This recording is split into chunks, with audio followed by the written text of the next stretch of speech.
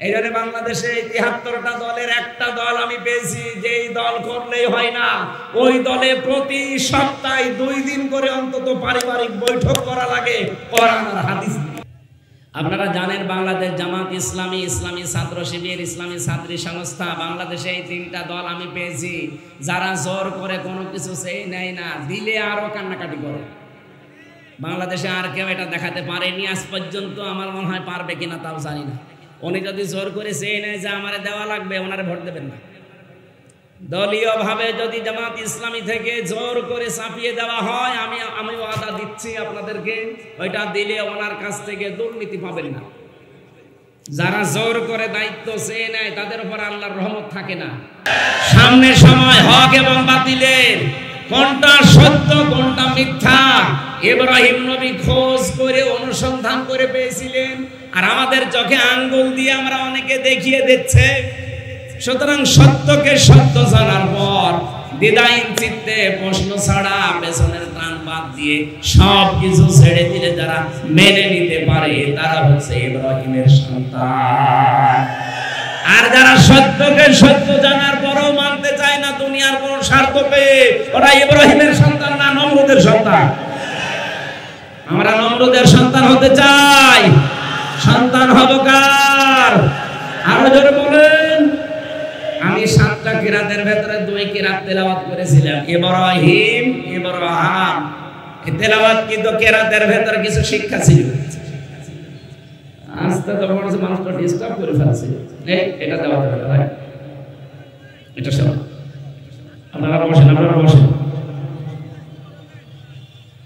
আমার ভাইরা, আজ জাতির লক্ষ্যে আমরা চোখে আঙ্গুল দিয়ে হক কোনটা বাতিল কোনটা দেখিয়ে দেই। যারা বুঝতে চায় না চোখের ভেতরে আমরা আঙ্গুল ঢুকিয়ে দেই, এই দেখেন হক এটা বাতিল।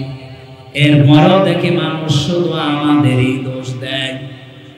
আমার এখনো ওই দোষ দিতে পারে না, মুরব্বীকে হয়তো দিতে পারে, বলে ৭১-এর অপরাধী, ৫২-র অপরাধী, ৪৭-এর অপরাধী।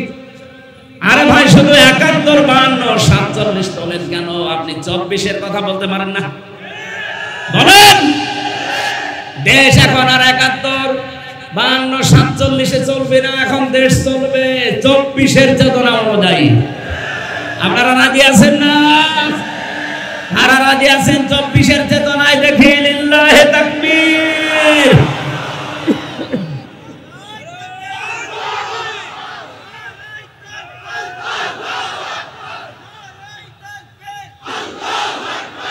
আলহামদুলিল্লাহ। আগামী মাসের 10 তারিখে, জুন মাসের 10 তারিখে জুলাই আগস্টের ঘোষণাপত্র প্রকাশ করার কথা। ওটা প্রকাশ হওয়ার পরে বাংলাদেশের যে সংবিধান আছে এটা বিলুপ্ত হয়ে যাবে। এখন যিনি আছেন চুপ্পু মিয়া, অটোমেটিক বাতিল হয়ে যাবে। রাম আর বাম আর কিছু বাতিলদের মাথা এমনি খারাপ হয়নি, ওরা জাতে মাতাল হলেও তাহলে ঠিক আছে, ওরা বুঝে ফেলেছে। কারণ দেশের মানুষের অবস্থান এখন কোন জায়গায় আমরা কিছু খবর না রাখলে ওরা কিন্তু হালকা খবর পাচ্ছে। মাইক্রোসফট, এটা খ্রিস্টানরা রিপোর্ট বানিয়েছে, ওরা রিপোর্ট দিয়েছে বাংলাদেশে আগস্টের 5 তারিখের আগ পর্যন্ত মাত্র 100 জনের 15 জন বলতো আমরা ইসলাম চাই এই দেশে, আর এখন 100 জনের 77 জন মানুষ বলছে আমরা এই দেশে ইসলাম চাই। প্রাণপ্রিয় জেলা কুষ্টিয়া ভেড়ামারা থানার অন্তর্গত জনিয়াদহ ফুটবল ময়দানে যুব সমাজ ও এলাকাবাসীর যৌথ উদ্যোগে তাফসিরুল কোরআন মাহফিল, এটা 9 বছর চলছে এখানে একাধারে। এতদিন যারা কোরআনে কারিমের পেছনে লেগে আছে, এই আয়োজনের সাথে যারা সম্পৃক্ত, যে মানুষগুলো এখনো পর্যন্ত জীবিত আছে, যারা মারা গেছে, প্রত্যেককে আল্লাহ যেন মাফ করে দেয়। আরো জোরে বলে। মাহফিলের সম্মানিত সভাপতি জনাব মোহাম্মদ রাশিদুল হাসান আজাদ, অবসরপ্রাপ্ত অতিরিক্ত সচিব, আতালাল্লাহু উমরাহু ওয়া বারাকাল্লাহু ফি হায়াতি। মাহফিলের প্রধান অতিথি সাবেক চেয়ারম্যান মিরপুর উপজেলা পরিষদ, মিরপুর কুষ্টিয়া, বাংলাদেশ জামাত ইসলামী মিরপুর ভেড়ামারা এই আসনের মনোনীত সংসদ সদস্য পদপ্রার্থী, আপনাদের এলাকার সন্তান, বিশিষ্ট রাজনীতিবিদ, শ্রদ্ধাভাজন ব্যক্তিত্ব জনাব মোহাম্মদ আব্দুল গফুর, আতাল্লাহু আমরাহু ওয়া বারাকাল্লাহু ফি হায়াতি, বলেন আমিন। এ মাহফিলে এতক্ষণ যিনি আলোচনা রাখলেন মুফাসসিরে কোরআন, প্রিন্সিপাল ইমদাদুল উলুম মাদ্রাসা যোগিয়া কুষ্টিয়া, মুফতি ফরিদ উদ্দিন আবরা দামাদ বারকাতুহুল আলিয়া, বলেন আমিন। আমার আগে কথা বলছিলেন কুষ্টিয়ার সন্তান, সাংবাদিক মুফতি সাইফুদ্দিন আল আজাদ, কথা বললেন মুফতি আব্দুল্লাহ আল আমিন, আব্দুল্লাহ আল মামুন। মঞ্চে বসা ইসলামিক চিন্তাবিদ, শিক্ষাবিদ, রাজনীতিবিদ, আপনাদের ভেড়ামারার সন্তান ডক্টর মাওলানা জসিম নুরুল আমিন জসিম দামাদ বারকাতুহুল আলিয়া, বলেন আমিন। মঞ্চে বসা আছেন বাংলাদেশ জামাত ইসলামী ওলামা বিভাগ কুষ্টিয়া জেলা শাখার সম্মানিত সেক্রেটারি যারা মাওলানা ইয়াসির আরাফাত জিহাদি। মঞ্চে বসা আমার সাথে আজকে এসেছেন ঝিনাইদহ বাড়ি ইসলামিক চিন্তাবিদ, মুফাসসিরে কোরআন, কুষ্টিয়া হরিপুর কেন্দ্রীয় মসজিদের সম্মানিত খতিব হাফেজ মাওলানা মুফতি হাফিজুর রহমান জিহাদি। মঞ্চে বসা আমি অনেকের নাম জানি না, সম্মানিত ব্যক্তিবর্গ, সামনে বসা মুসলমান ভাইরা, পর্দার আড়ালে সম্মানিতা মা এবং বোনেরা, প্রশাসনের ভাইরা, প্রাণ প্রিয় কুষ্টিয়াবাসী, যাদের উদ্যোগে আজকের কোরআনের মাহফিল এখানে সাজানো হয়েছে, স্বেচ্ছাসেবকদের জন্য, সদস্যদের জন্য প্রাণ খুলে দোয়া করছি সারাটা জীবন যেন কোরআনের পেছনে তারা ব্যয় করতে পারে। নবীজি জানিয়েছেন তিনটা জায়গায় যদি কেউ টাকা পয়সা সময় খরচ করে কিয়ামতের দিন তার জবাব আল্লাহর কাছে দেওয়া লাগবে না। এক নম্বরে কোরআনের পেছনে। আপনি কোরআন প্রসারে কায়েমে যার পেছনে সম্পদ এবং সময় ব্যয় হবে, যদি ওটা কোরআন কেন্দ্রিক হয়, যেহেতু এটা আল্লাহর বাণী, এই জন্য কিয়ামতে এই সময়ের এই সম্পদের হিসাব আল্লাহর দরবারে দেওয়া লাগবে। যুবকরা মিলে এলাকায় যাদেরকে সাথে নিয়ে কোরআন প্রচারে আজকে আঞ্জাম দিলে, শুধু প্রচার করলে হবে? বলেন বলেন। এ কোরআনকে প্রচার করার পরে এটাকে আপনাকে বোঝা লাগবে। বোঝার সিস্টেমগুলো আমাদের দেশে ওইভাবে চালু নেই। আমরা চালু করতে চাই আগামীতে, যে কোরআন যেভাবে আমরা হালকা প্রচার করি এভাবে যেন অন্তত আমরা বুঝতে পারি। কোরআন যেভাবে প্রচার করার নিয়ম তার চাইতে বেশি দরকার বোঝা। এ বাংলাদেশ, ভারত, পাকিস্তানে যারা কোরআনের কথা বলে, অনেক মানুষ আমরা কোরআনের এই প্রচার শোনার পরে না বুঝে মনে করি ওইটাও ঠিক। আমি নাম ধরে বলছি, যে বিভিন্ন ভণ্ড পীর যারা আছে, এই মানুষগুলো যখন আলোচনা শুরু করে, কথাবার্তা আমাদের সামনে বলে, এরা কি কোরআন হাদিসের বাইরে কোনো আয়াতের কথা বলে? বলেন বলেন। এরা কোরআনের আয়াত দিয়েই কথা শুরু করে, আয়াত পড়ে ঠিক চলে যায় অন্য লাইনে। আর এটা দোষ শুধু ওদের না, দোষ আমাদেরও আছে, কারণ আমরা তো বুঝি না আছে তাহেরি সাহেব বলল কি।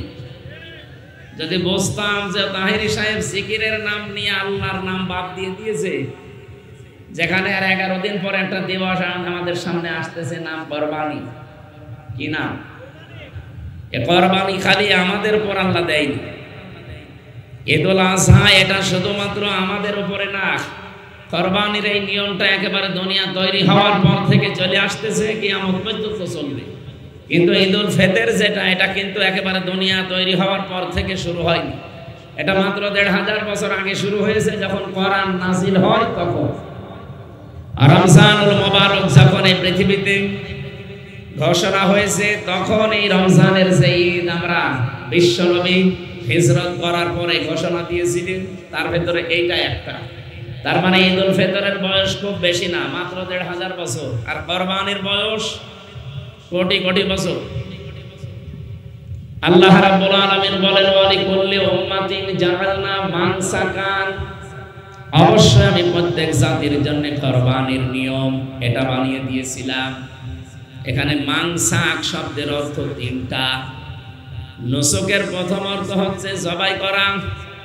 2 নাম্বার নুসুক মানে হজের কার্যকলাপ, এখন যেটা চলছে হাজিরা করছে।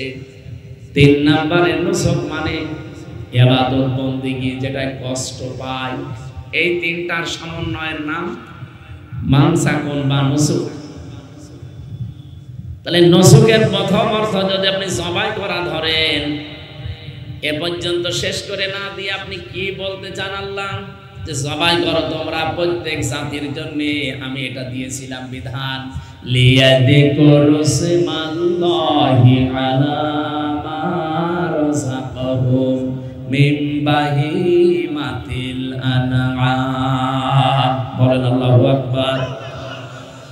আল্লাহ বলেন পশু শুধু জবাই করলেই হবে না, এ পশু জবাই করার আগে যেন আমি আল্লাহর নাম তোমরা নিতে পারো। যেখানে পশু জবাই করার আগে কুরবানির শিক্ষা আছে, আল্লাহর নাম নেওয়া লাগবে। কার নাম? আরো জোরে বলুন। নাকি বাবার নাম নিলে হবে? অনেকে তো ইয়ালি বাবা, শালি বাবা, খাজা বাবা বলেও জবাই করে।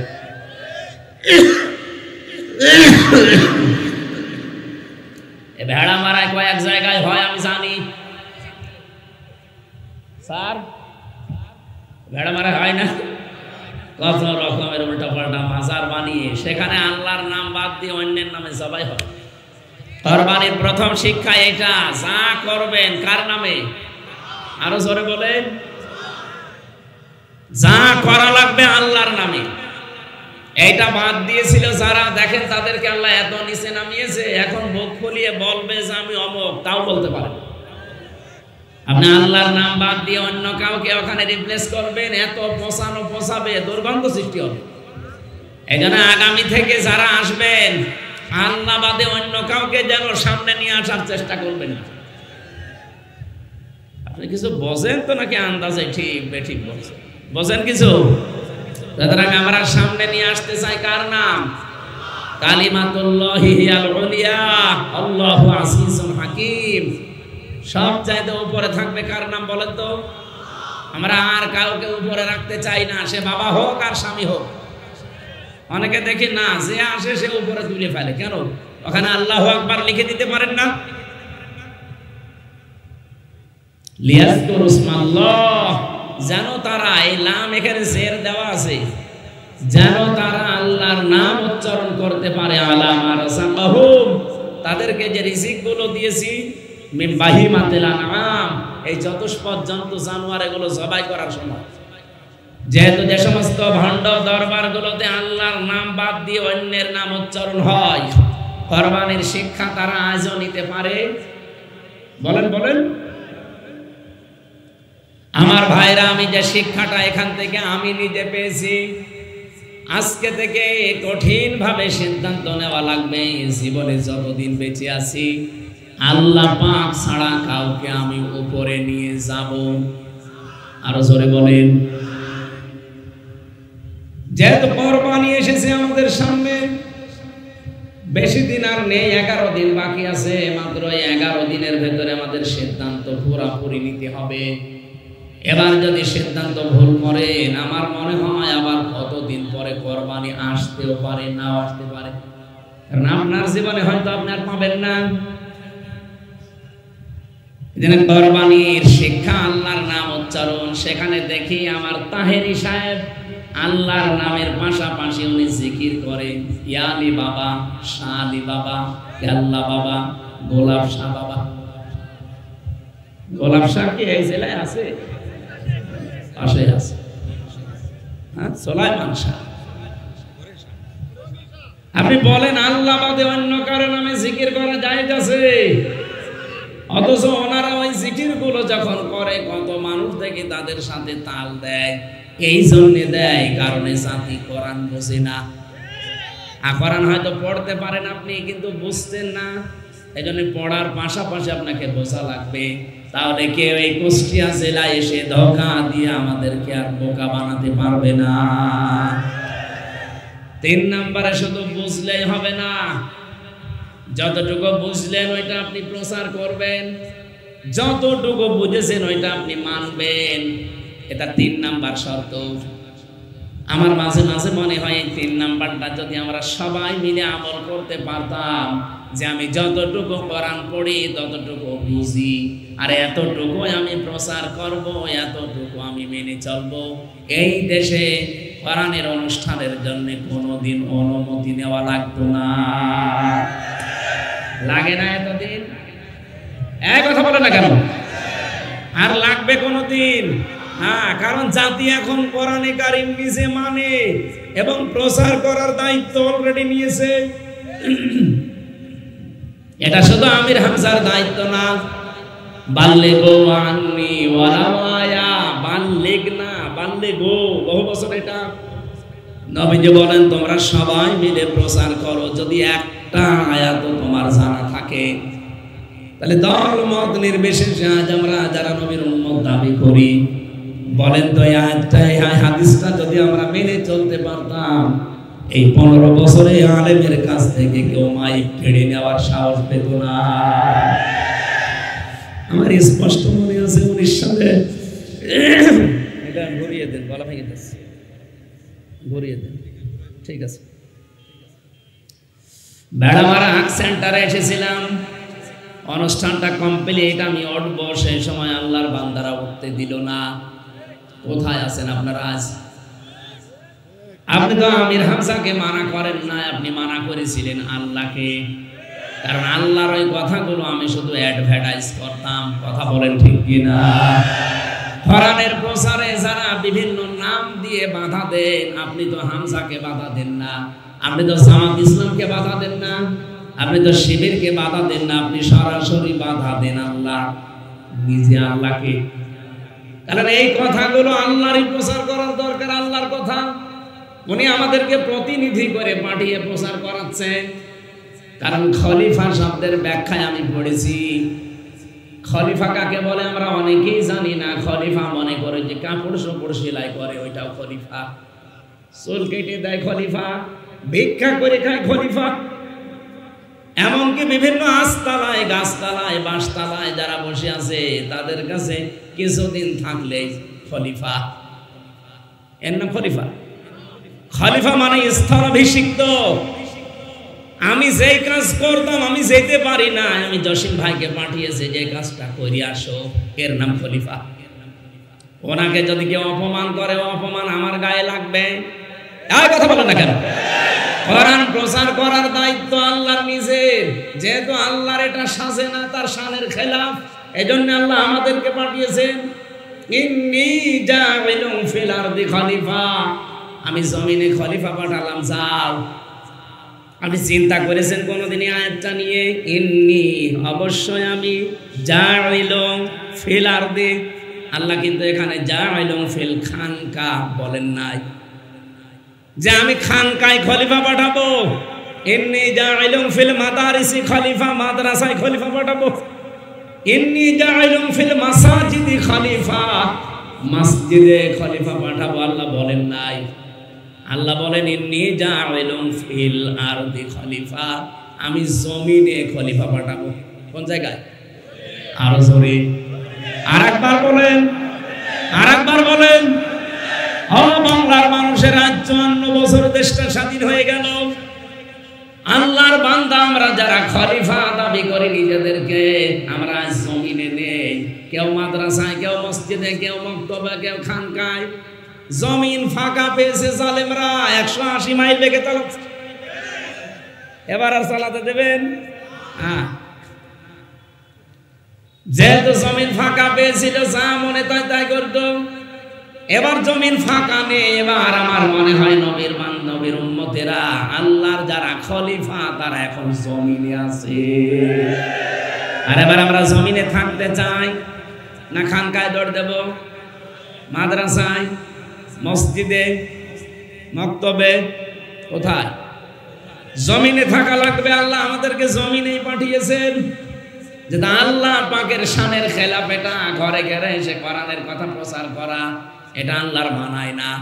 ওই দায়িত্বটা আল্লাহ আমাদের মতো মানুষকে খলিফা বানিয়ে পাঠিয়েছে। বাংলার মানুষ ভালো করে শোনেন, রেকর্ড হচ্ছে, সারা দেশে ছড়াচ্ছে। এবার আর আল্লাহর খলিফারা কোনদিন জমিন ছেড়ে চলে যাবে। যত ষড়যন্ত্র হোক, যত সমস্যা দেখা দিক, জমিনে টিকে থাকা লাগবে। আমরা স্বপ্ন দেখতে চাই এবার জমিনে, যেহেতু খলিফার দায়িত্ব নিয়ে আমরা আছি। 300 এমপির ভেতরে 151 জন অন্তত কোরআন বুকে নিয়ে যেন যেতে পারে। এটা যদি কেউ মনে করেন যে না এটা জামাত ইসলামের কাজ, হোক, এইটাই জামাত ইসলামের কাজ। কেউ যদি মনে করেন এটা দুনিয়ার কাজ, হ্যাঁ এইটাই দুনিয়ার কাজ। কেউ যদি মনে করেন এটা রাজনীতি, হ্যাঁ এইটাই রাজনীতি। আপনি জমিনে থেকে কাজ করলে আপনারটা রাজনীতি হয় না। আপনার মতো আমিও একজন নাগরিক মানুষ, আমি জমিনে থেকে কাজ করলে কোরআনের পক্ষে এটা রাজনীতি হয়। আমার মনে হয় আপনার কোনো দুর্বিসন্ধি আছে। কথা বলে না কেন? আপনার ভেতরে যে দুর্বিসন্ধি আছে এটা কিন্তু মানুষ এখন বুঝে ফেলছে। আমি একটা হাদিস পড়েছিলাম, বাংলা বলবো, ওটা রাগ করবেন না। মুসলিম শরীফের হাদিস, নবীজি বলেন মানিদ্দাআ মা লাইসা লাহু ফালাইসা মিন্না ওয়ালিয়াতাবাওয়া মাকআদাহু মিনান নার। কোন ব্যক্তি যদি এমন জিনিসের দাবি করে যে জিনিস তার না, ওই জিনিস যদি সে নিজের আয়ত্তে নিয়ে নেয়, জোর করে, জবরদস্তি করে, দখল করে, চাঁদাবাজি করে, যেভাবে হোক, অন্যের জিনিস যদি নিজের আয়ত্তে নিয়ে নেয়, যেই দিন এই কাজ করেছে ফালাইসা মিন্না, ওই দিন থেকেও নবীর উম্মত আর নেই। কি কথা বললেন না? আপনি বলেন তো বাংলাদেশে হাদিস মেলে না, এই জবাব দিলেন না? বলেন বলেন, কত মানুষকে আমরা দেখতে পেলাম এই হাদিস বাংলাদেশে, অনেকে আজ মেনে নবীর উম্মত থেকে অলরেডি বের হয়ে চলে গেছে। কথা বলেন ঠিক কিনা?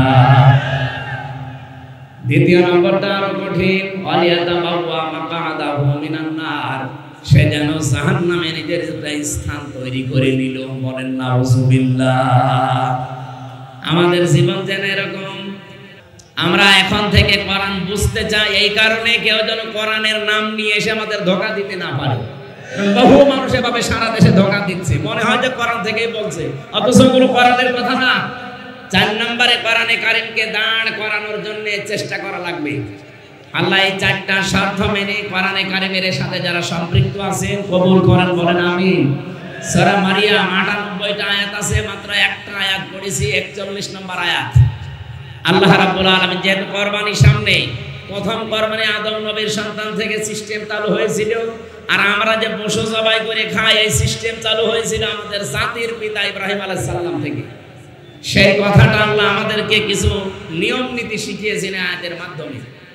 ওয়াযকুর ফিল কিতাবে ইব্রাহিম, এই কিতাবের ভেতরে ইব্রাহিমের আলোচনা আছে, এটা আপনি স্মরণ করেন। স্মরণ করেন মানে আপনি মানুষের কাছে বর্ণনা করেন। ইন্নাহু কানা সিদ্দিকান নাবিয়্যা, নিশ্চয় সে ছিল একদিকে সিদ্দিক আর একদিকে নবী। সিদ্দিক আর নবী এই দুইটা জিনিসের উপর আজকের আলোচনা ছিল আমার। 1 নম্বরে আমাদের জাতির পিতা ইব্রাহিম আলাইহিস সালাম, তিনি সিদ্দিক ছিলেন। সিদ্দিক মানে সত্যবাদী। শুধু সত্য কথা বললেই মানুষ সত্যবাদী হয় না। সত্যকে সত্য জানার পর দ্বিধাহীন চিত্তে একবারে সব চিন্তা ভাবনা বাদ দিয়ে যারা মেনে নিতে পারে ইব্রাহিম নবীর মতো, তারা হচ্ছে সিদ্দিক। আজ বাংলাদেশের সেই সময় অলরেডি এসে গেছে। এক কথা বলেন না কেন? সামনে সময় হক এবং বাতিলের, কোনটা সত্য কোনটা মিথ্যা ইব্রাহিম নবী খোঁজ করে অনুসন্ধান করে পেয়েছিলেন, আর আমাদের চোখে আঙ্গুল দিয়ে আমরা অনেকে দেখিয়ে দিচ্ছে। সুতরাং সত্যকে সত্য জানার পর দ্বিধাহীন চিত্তে, প্রশ্ন ছাড়া, পেছনের টান বাদ দিয়ে সব কিছু ছেড়ে দিলে যারা মেনে নিতে পারে তারা হচ্ছে ইব্রাহিমের সন্তান। আর যারা সত্যকে সত্য জানার পরও মানতে চায় না দুনিয়ার কোন স্বার্থ পেয়ে, ওরা ইব্রাহিমের সন্তান না নমরুদের সন্তান। আমরা নমরুদের সন্তান হতে চাই, সন্তান হব কার? আরো জোরে বলেন। আমি 7টা কিরাতের ভেতরে 2 কিরাত তেলাওয়াত করেছিলাম, ইব্রাহিম, ইব্রাহিম। তেলাওয়াত কিন্তু কেরাতের ভেতর কিছু শিক্ষা ছিল। চোখে আঙ্গুল দিয়ে হক কোনটা বাতিল কোনটা দেখিয়ে দেয়, যারা বুঝতে চায় না চোখের ভেতরে আমরা আঙ্গুল ঢুকিয়ে দেই, এই দেখেন হক এইটা বাতিল। এরপরও দেখি মানুষ শুধু আমাদেরই দোষ দেয়। আমার এখনো ওই দোষ দিতে পারে না, মুরব্বীকে হয়তো দিতে পারে, বলে ৭১-এর অপরাধী, ৫২-এর অপরাধী, ৪৭-এর অপরাধী। আরে ভাই শুধু ৭১, ৫২, ৪৭ তোলেন কেন? আপনি ২৪-এর কথা বলতে পারেন না? বলেন। দেশ এখন আর ৭১, ৫২, ৪৭-এ চলবে না, এখন দেশ চলবে ২৪-এর চেতনা অনুযায়ী। আপনারা রাজি আছেন না? আর রাজি আছেন ২৪-এর চেতনায়? দেখি লিল্লাহে তাকবীর।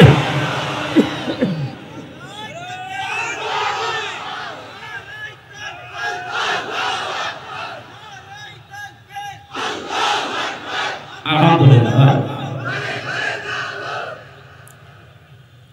আগামী মাসের ১০ তারিখে, জুন মাসের ১০ তারিখে জুলাই আগস্টের ঘোষণাপত্র প্রকাশ করার কথা।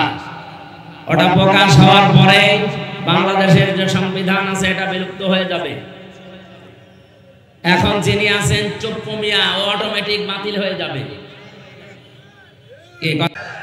রাম আর বাম আর কিছু বাতিলদের মাথা এমনি খারাপ হয়নি, ওরা জাতে মাতাল হলেও তাহলে ঠিক আছে, ওরা বুঝে ফেলেছে। কারণ দেশের মানুষের অবস্থান এখন কোন জায়গায় আমরা কিছু খবর না রাখলে ওরা কিন্তু হালকা খবর পাচ্ছে। মাইক্রোসফট, এটা খ্রিস্টানরা রিপোর্ট বানিয়েছে, ওরা রিপোর্ট দিয়েছে বাংলাদেশে আগস্টের ৫ তারিখের আগ পর্যন্ত মাত্র ১০০ জনের ১৫ জন বলতো আমরা ইসলাম চাই এই দেশে, আর এখন ১০০ জনের ৭৭ জন মানুষ বলছে আমরা এই দেশে ইসলাম চাই।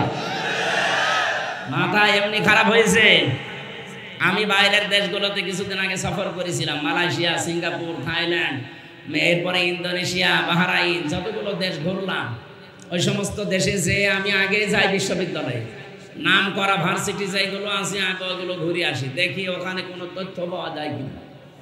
ওখানে যে সমস্ত বিশ্ববিদ্যালয়গুলো ঘুরেছিলাম, ওই দেশের মালয়েশিয়ার স্বরাষ্ট্রমন্ত্রীর যিনি দায়িত্বে আছেন, উনি বাংলাদেশে যেমন ইসলামী ছাত্র শিবির বলে একটা সংগঠন আছে না, মালয়েশিয়া ইসলামী ছাত্র শিবিরের নামে একটা সংগঠন আছে, ওটা অন্য নামে চলে।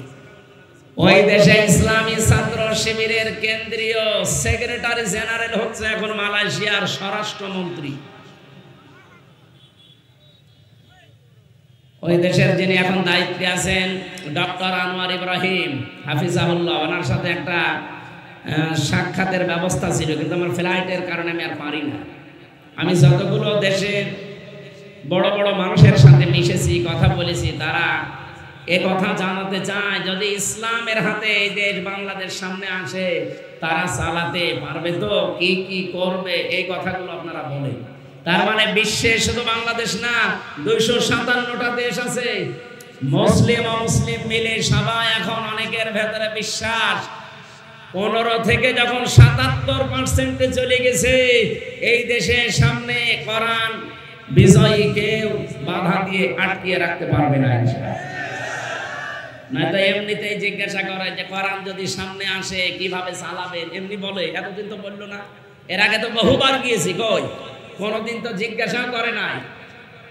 দেশের অবস্থা দেখে এই জরিপগুলো যেহেতু খ্রিস্টানরা বানিয়েছে, আমরা তার ঘুষ দিয়ে বানাইনি, লবিস্ট নিয়োগ করে বানিয়েছি, তারা এমনি আমাদের দেখতে পারে না। তারপরেও যখন বানিয়েছে, আপনি বিশ্বাস করেন অবস্থা কিন্তু গোপনে গোপনে এত দূর চলে গেছে। কিন্তু যে মানুষগুলো কোনো কাজ নেই, কাম নেই, তাদের আসল ব্যবসায় রাজনীতি, ওদের মাথা কিন্তু খারাপ হয়ে গেছে। আগস্টের ৫ তারিখের পরে কিন্তু অনেকের চরিত্র জনগণ বুঝে ফেলেছে। আজকে আমার একজন বলছিল, একজন বড় মাপের, আমি নাম নিলাম না, আমি একটা অপারেশনে ছিলাম আজকে, উনি আমারে বলছে যেভাবে দেশ এগিয়ে যাচ্ছে, আগস্টের ৫ তারিখের পরে একটা বড় দল যেভাবে উল্টাপাল্টা কাজ আরম্ভ করেছে, জনগণের কাছে যেহেতু চরিত্র তাদের একেবারে সব স্পষ্ট, নির্বাচন আসতে আসতে মানুষ ইসলামের পক্ষে যদি কলা গাছও দাঁড়ায় সেও পাস করে। এই জন্য সওয়াল যখন এসেছে আপনাদেরকে আমি আল্লাহর এই আয়াত থেকে শিক্ষা দিতে চাই। আমাদের জাতির পিতা ইব্রাহিম নবী উনি হক সন্ধান করেছিলেন, অনুসন্ধান করেছিলেন, খোঁজ করেছিলেন, তারপরে তিনি হক পেয়েছেন। তিনটা এখানে প্রায় তিনটা নিয়ম নীতি আমি আয়াতে পেয়েছি। সূরা আনআমের ৭৪ নম্বর আয়াত থেকে আপনি খুলে দেখবেন। আমি কি তাফসিরে যাব? আপনারা দৌড় দেবেন না তো? আল্লাহ রাব্বুল আলামিন বলেন, যারা দাঁড়িয়ে আছেন যদি জায়গা ভালো থাকে বসেন। এই যে ভাই, এত মূর্তি ভাঙার পরও আপনি দাঁড়িয়ে আছেন, আপনার ভাঙা লাগবে। রাব্বুল আলামিন বলেন, আইদ ক্বালা ইব্রাহিম লিআবিহি আযারা তাত্তাখিযু আসনামান আলিহা ইন্নী আরাকা ওয়া কওমাকা ফি দালালিম মুবিন। আমাদের যিনি জাতির পিতা, যার কাছ থেকে কুরবানি পশু জবাই করার মাধ্যমে যেটা খেয়ে ফেলা হয়, এই নিয়মটা আমরা ইব্রাহিম নবীর সুন্নাত এখান থেকে পেয়েছি। এর আগে যদি পেতাম তাহলে আর খাওয়া যেত না। আদম নবীর জামানায় এই পশু জবাই করার নিয়ম ছিল, কিন্তু ওটা এরকম ময়দানে রেখে আসা লাগতো। আকাশ থেকে আগুনের ঝলক এসে ওটা পুড়িয়ে ফেলতো। যদি টাকা হালাল হয় পুড়ে যেত, আর যদি ২ নাম্বার হয় সালমানের রহমানের মতো পড়ে থাকতো। আমার মনে হয় ওই শরীয়ত যদি এখন থাকতো, কত হাসিসে ধরা খেত, কত মানুষের আত্মীয় স্বজন সব নষ্ট হয়ে যেত, বউ চলে যেত। তুমি ২ নাম্বার। রাব্বুল আলামিন বলেন, ইযি ক্বাররাবা কুরবানান ফাতুকবিলা মিন আহাদিহিমা ওয়া লাম ইয়াতাকাব্বাল মিনাল আখার ক্বালা লা আqতুলান্নাকা ক্বালা ইন্নামা ইয়াতাকাব্বালুল্লাহু মিনাল মুত্তাকিন। বলেন আল্লাহু আকবার। সূরা মায়েদার ২৭ নম্বর আয়াতের শেষের দিকে আছে, ৬ নম্বর পারা ১১ নম্বর পৃষ্ঠার ৮ নম্বর লাইনে আছে। এটা ফি জিলালিল কোরআন থেকে বলছি। রব্বুল আলামিন বলেন, আমি যখন এই ২ আদম নবীর সন্তান ২ জন হাবিল আর কাবিলকে বললাম রেখে আসো কোরবানির চাটিয়ার ময়দানে, তারা রেখে এসেছে। একজনেরটা কবুল হয়েছে, ওই যে সিস্টেম বললাম, আরেকজনেরটা হয়নি। যারটা হয়নি সে তো চিন্তা করবে যে কেন হলো না, আমি কেন আল্লাহর দরবারে মনোনীত হতে পারলাম না, আমার এই কোরবানি কেন কবুল হইল না, এই চিন্তা করার দরকার ছিল। কিন্তু না, অবশ্যই ক্বালা লা আqতুলান্নাকা, এই হাবিল তুই আমার বয়সে ছোট, তোর শরীরে শক্তি কম, তোর যোগ্যতা মেধা সব আমার চাইতে কম, এরপরেও তোরটা কবুল হয়ে গেল, আমারটা হইল না। তোরে আমি আর বাঁচতে দেব না, তোরে মেরে ফেলবো। আপনি বলেন তো, এটা কি মানুষের কাজ না কাবিলের কাজ? কাবিল মানুষ ছিল না? আমার তো মনে হচ্ছে অবস্থা দৃষ্টে সেই দুনিয়ার প্রথম সময় যখন আল্লাহ কাবিলকে আর হাবিলকে পাঠিয়েছিল, আবার মনে হচ্ছে কাবিলের অনেক রূহ এই দেশে এখন ফিরে এসেছে। নিজে ভালো হতে পারে না জনগণের কাছে, নিজের চরিত্র ভালো না, নিজে চাঁদাবাজ, বাকিটার বললাম না। মানুষ আপনাকে গ্রহণ করে না কেন, সেগুলো আবিষ্কার করেন না। তোদের করে কেন, তোরেই মেরে ফেলবো। এটা কি মানুষের কাজ না কাবিলের কাজ? বাংলাদেশে কাবিল নেই। কাবিল আছেন কারা? হাত তোলেন তো। একজন আছে, আরে কাবিল না, আমি হাসির জন্য বলি না। বহু কাবিল এখন বাংলাদেশে অলরেডি তৈরি হচ্ছে। দিন যত যাচ্ছে কাবিল তৈরি হচ্ছে। কথা বলেন না কেন? আরে ভাই, নিজেরটা চিন্তা করেন না একবার। আরে ভাই, কাহিনী কয়েকজন এসেছে।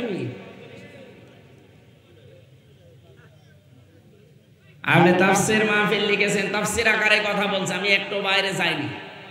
ভালো করে শুনে, নিজেরটা কবুল না হলে চিন্তা ভাবনা করার দরকার ছিল কি, এত কষ্ট করে ২.৫ লাখ টাকা দিয়ে কোরবানি কিনলাম, আমারটা হয় না, আমি কি তাহলে আসলে খারাপ? আমার কর্মজীবন কি ঠিক নেই? আমার চরিত্র কি আসলে ভালো হয়নি, এই চিন্তা করে আর নিজেকে সংশোধন করার দরকার ছিল না। ও বলছে ক্বালা লা আকুতুলান্নাকা লামে তাকিদ নুনে সাকিলা, এই হাবিল তোরে আমি আর বাঁচতে দেব, তোরটা কেন কবুল হয়েছে? এই 54 বছরে যারা নিজের মেধা যোগ্যতা চরিত্র দিয়ে কাজ কাম দিয়ে জনগণের আস্থা অর্জন করে ফেলেছে, আপনি তাদেরই মেরে ফেলতে চান? মেরে ফেলে আপনি জনগণের মন পাবেন? ক্বালা ইন্নামা ইয়াতাকাব্বালুল্লাহু মিনাল মুত্তাকিন।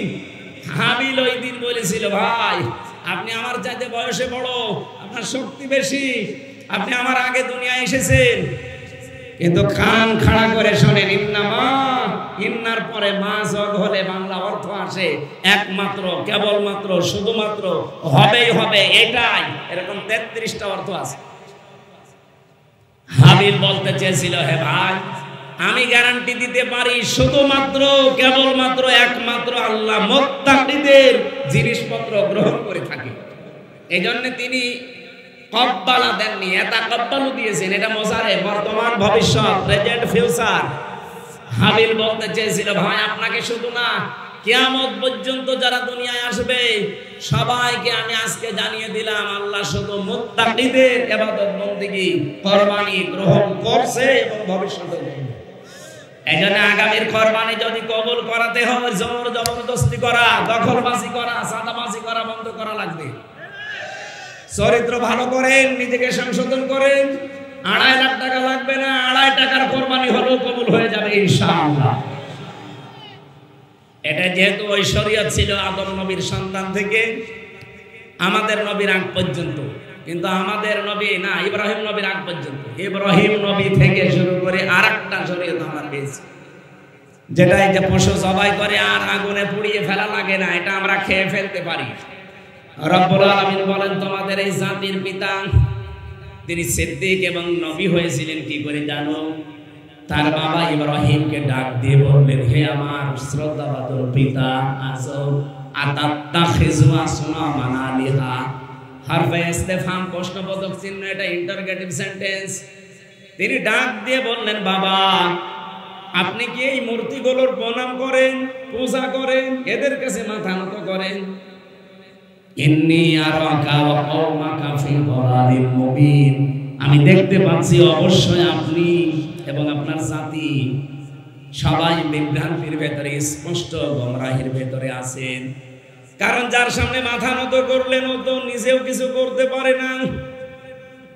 ইদ ক্বালা লিআবিহি ইয়া আবাতি ইন্নী ইয়া আবাতি লিমা তা'বুদু মা লা ইয়াসমা'ু ওয়া লা ইউবসিরু ওয়া লা ইউগনি আনকা শাইআ।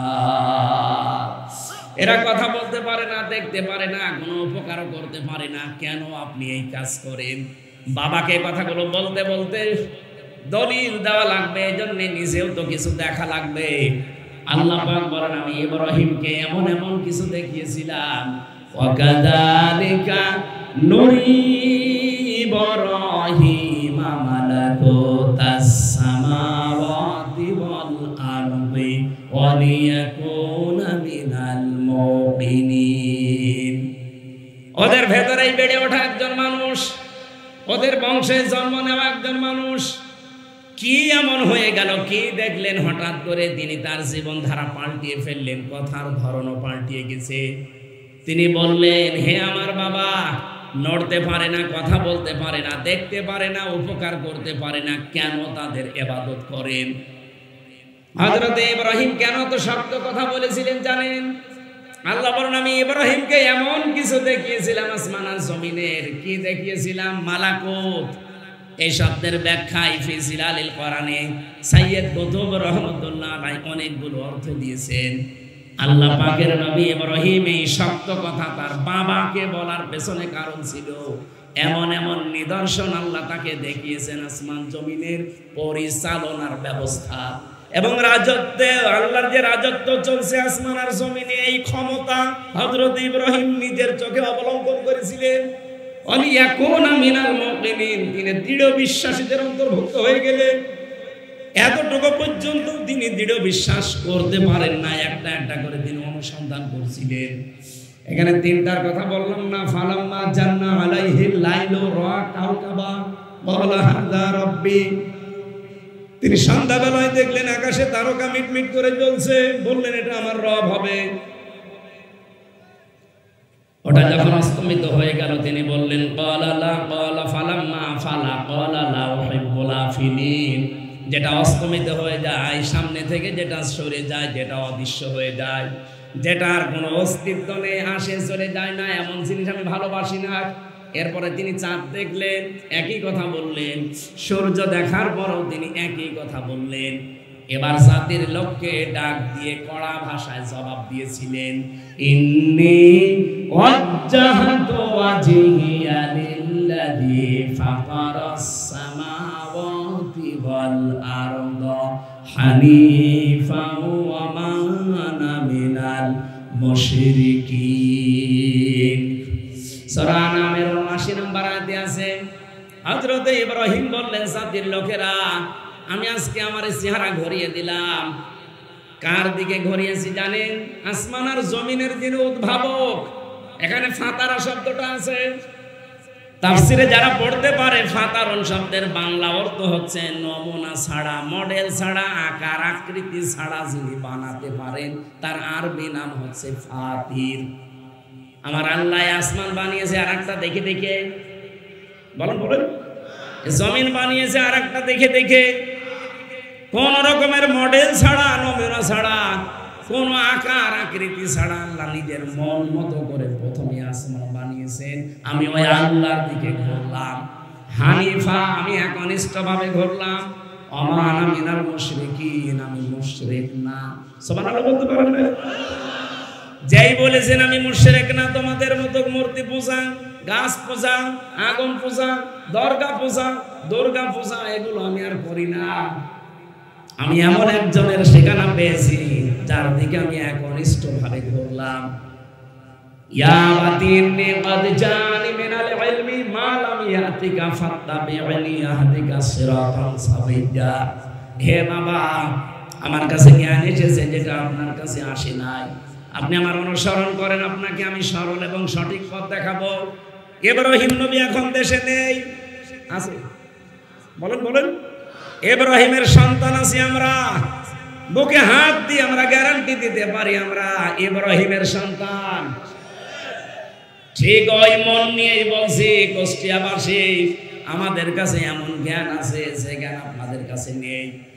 সুতরাং একেবারে গ্যারান্টি নিয়ে, সত্য বিশ্বাস নিয়ে আপনার কাছে আমি এই মন নিয়ে এসেছি। আপনি অনুসরণ করেন, যা বলছি মেনে চলেন, সরল এবং সঠিক পথ পেয়ে যাবেন। আল্লাহর কসম, আপনি সরল সঠিক পথ পেয়ে যাবেন। এতটুকু বলতে দেরি, হযরত ইব্রাহিমের সবচাইতে বেশি আপন যে লোকটা তার বাবা, ডাক দিয়ে বলেছিল, ক্বালা আরাগিবুন আনতা আন আলিহাতি ইয়া ইব্রাহিম। হে ইব্রাহিম, তুমি কি আমাদেরকে, আমার ইলাহগুলোকে তুমি কি পরিত্যাগ করার কথা বলো? এখানে ইলাহ বলতে ওই জামানায় নাই, মূর্তি পূজা করতো তারা, তাদেরকে বুঝিয়েছে। এখন বলেন, এই হাজার হাজার পরে এখন ইলাহ শব্দের ব্যাখ্যা আপনি কি করবেন? আনতা আন আলিহাতি ইয়া ইব্রাহিম, হে ইব্রাহিম, আমাদের ইলাহগুলো সম্পর্কে তুমি কি আমাদেরকে দূরে সরাতে চাও? এখন ইলাহ শব্দের প্রথম ব্যাখ্যা হচ্ছে আইন কানুন যে তৈরি করতে পারে তাকে ইলাহ বলে। আর ৫৪ বছর মানুষের তৈরি করা আইন দিয়ে, নিয়ম দিয়ে চলছে। যখনই আমরা বলি এই মানুষের তৈরি করা আইন বাদ দিয়ে আল্লাহর পাঠানো আইন দিয়ে ব্যক্তি, পরিবার, সমাজ এবং রাষ্ট্র চালাতে হবে, ওই নমরুদের মতো, আসরের মতো যে মানুষগুলো আছে তারা আমাদেরকে ইব্রাহিমের মতো দুইটা কথা বলে। ওই জামানায় ইব্রাহিমকে দুইটা কথা তার বাবা বলেছিল, লা ইল্লাম তানতাহিলা আরজুমান্নাকা ওয়াহজুরনি মালিয়া। ডাক দিয়ে বলেছিল, ইব্রাহিম, যে কথা বললে এই কথা যদি নিজেকে মুক্ত করতে না পারো, যদি আমাদের দেবতাদেরকে গালিগালাজ বন্ধ না করো, যদি বলো যে আমি মুশরিক, এ কথা বললে ছেড়ে দেব। যদি বলো আমি মুশরিক না, আমি শিরিক করি না, আমি পার্টনারশিপ করে চলি না, 1 নম্বরে আমি তোমাকে হত্যা করব। বাবা বলছে এই কথা। 2 নম্বরে তুমি আমার কাছ থেকে ওয়াহজুরনি মালিয়া, দূরে চলে যাও, যেন তোমাকে আমি আর না দেখি, তোমার কথা আমার মনে না থাকে। আমার তো মনে হচ্ছে ঠিক এই কথাটা ইব্রাহিমের সন্তানদের 100 ভাগ খাপের খাপ মিলে যাচ্ছে। আমরা যখন ওই আল্লাহর কথা তুলে ধরি, আল্লাহর আইনের পক্ষে কথা বলি, ঠিক যারা মানুষের তৈরি করা আইন কানুন জমিনে কায়েম করতে চায়, এতদিন যাদেরকে আমরা অভিভাবক মনে করতাম, বড় ভাই বলতাম, দাদা বলতাম, ঠিক জানো তারা এখন আমাদের জানের শত্রু হয়ে দাঁড়াচ্ছে। ইব্রাহিমকে বলেছিল লাইল্লাম তানতাহিলা আরজুমান্নাকা, লামে তাকিদ নুনে সাকিলা, তোরে আমি মেরেই ফেলবো, হত্যা করে ফেলবো।